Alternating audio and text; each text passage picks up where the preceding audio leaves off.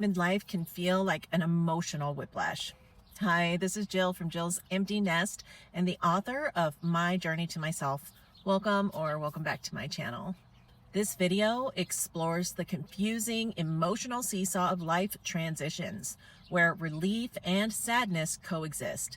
It explains the psychology behind why we feel conflicting emotions during big changes and how understanding this push-pull dynamic can stop the cycle of self-judgment.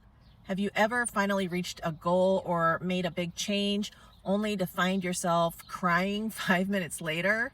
You aren't losing your mind. You are experiencing a very scientific psychological phenomenon. Stay with me because understanding why this happens is the key to finally stop judging yourself for how you feel. Now, before I get started, I did want to mention that if you find this video helpful, informative, enjoyable in any way, please follow, like, and subscribe, as it will help push it out to others who might benefit from this message as well. Let's get started. Picture this. Your kids have finally moved out and are living their independent lives. One moment, you're overwhelmed with relief. The weight is finally off your shoulders. But the very next moment, you're hit with a wave of sadness or even grief that you didn't see coming. It feels like an emotional whiplash. You start questioning yourself. Wait, if I wanted this and if I'm proud of them, why do I feel so down? It's confusing, it's exhausting, and it makes you feel like you're doing success all wrong. Do your emotions swing back and forth like this during big life moments? Here's the thing that no one tells you. This push-pull is incredibly common during transitions, even the good ones. Psychologically, your brain is trying to process two things at once. The excitement of the new, that's the push forward, and the loss of the familiar, the pull backward.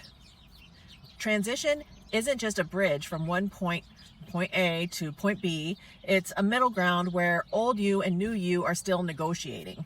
You aren't unstable, you are simply in process. Did you expect this kind of complexity? Or did you think you'd just feel happy once you finally arrived? The danger here isn't the sadness or the relief. The danger is the judgment we pile on top of those feelings.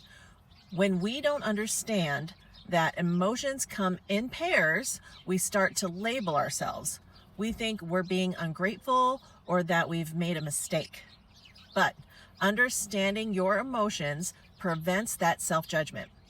When you can name it, when you can say, oh, this is just the push-pull of transition, you take the power away from the panic. Clarity gives you the space to breathe through the sad moments without letting them ruin your relief. Would having that kind of clarity help you be kinder to yourself today? If you're in the middle of an emotional swing right now, let this be your reminder. You are allowed to be relieved and sad. Your heart is big enough to hold both. But sometimes you need a place to put those feelings so they don't stay trapped in your head. That's why I created My Journey to Myself. These 400 journal prompts give you a dedicated space to process the push and the pull. Instead of being knocked over by the waves of emotion, you can start to document them. It's the tool that helps you move through the confusion and find the steady ground beneath your feet. If you're feeling the push-pull today, drop a yes in the comments so we can support each other through the swings. You aren't losing your mind. You're just growing into a new version of yourself. Click the link in my bio to get your own copy of My Journey to Myself, and let's find that clarity together. You're not alone in this. I would love to hear from you. Please let me know in the comments if you find this information helpful or if you even have any suggestions on what you would like me to discuss. After all, this channel is for you.